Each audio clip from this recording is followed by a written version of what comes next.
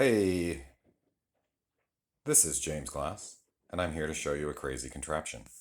So, what in the world is this? This is a radiator, and it is for the P-traps that are underneath the house. So, I have converted a single wide trailer into an ultra energy efficient tiny home. This house is so tight that I actually have to have an energy recovery ventilator. But I have a problem with two P-traps under the house. All the plumbing is in the house. It's actually in those bulkheads right there. There's no plumbing underneath except the drains. But the shower drain in the master bedroom and the bathtub drain in the hallway bathroom have P-traps that are outside the building enclosure. And even though I'm going to have 8-inch block all the way around and it's still going to be vented, it's actually not a conditioned space. I have to deal with keeping the P-traps from freezing. One solution would be to pour, a marine RV antifreeze down the drain, which is something that you can put in drains. It's not automotive antifreeze, which you cannot put in drains under any circumstance. But that's pretty inelegant. It's not automatic. It's a real pain in the butt. What happens if you forget to do it? We have mild winters here, but we do have plenty of days that get down single digits, teens, sometimes 20s.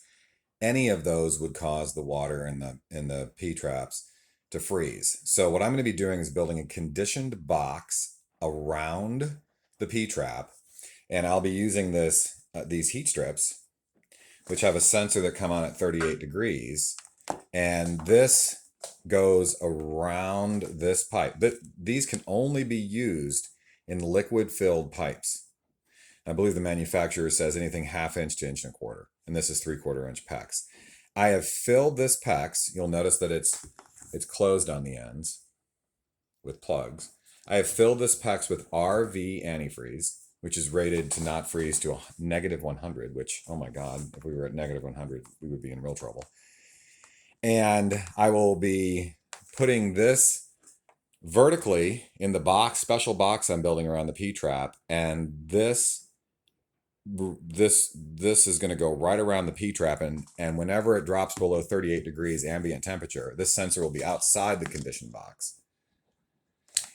It'll activate the heat strip, which is going to be secured to this, and boom, I have a conditioned box that automatically comes on when the temperatures start to drop, and it keeps my P-trap warm. Now I'll have an extremely well insulated box. This is not a tremendous amount of heat, but honestly, you don't need a lot of heat. I thought about using a light bulb, but it uses a lot more electricity, and I'd have to have a separate thermostat to turn the light bulb on and off. And I ran the numbers in terms of heat transfer, and this 6-foot heat strip, attached to this 6-foot piece of antifreeze filled PEX, going around the P trap in a totally tight box it's going to be about R20, is more than enough to keep the P trap from freezing. How cool is that? And then this little part of the heat strip is this little section, which will stick down below the box. This will be sealed tight. The box will have a door on it for access in the event that this ever needs to be changed or serviced.